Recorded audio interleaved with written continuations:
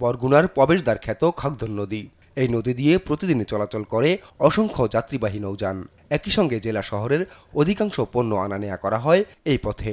বর্তমানে নাব্য সংকটে ধুঁকছে গুরুত্বপূর্ণ এই নদীটি।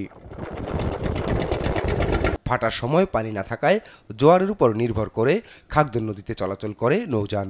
এতে ভোগান্তির শেষ নেই যাত্রীদের, পাশাপাশি পণ্যবাহী জাহাজ নিয়ে বিপাকে পড়তে হয় চালকদের।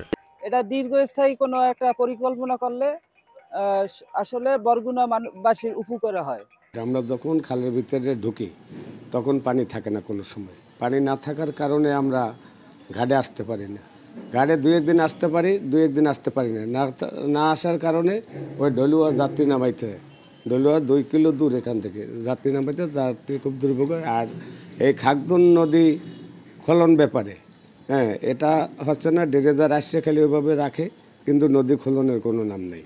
অভিযোগ আছে, নদীর স্বাভাবিক প্রবাহ নিশ্চিত করার জন্য কার্যকর কোনো পদক্ষেপ নেওয়া হয়নি, যার কারণে মিলছে না ড্রেজিংয়ের সুফল। বরগুনা থেকে ঢাকা যাওয়ার একমাত্র নেভিগেশন চ্যানেল, এই চ্যানেল দিয়ে আমাদের বিভিন্ন জাহাজগুলো বা লঞ্চগুলো ঢাকাতে আসা যাওয়া করতো। তো বর্তমানে চাওয়ার পরে এই চ্যানেলটি আসলে কার্যক্রম অনেকাংশেই বন্ধ হওয়ার পথে।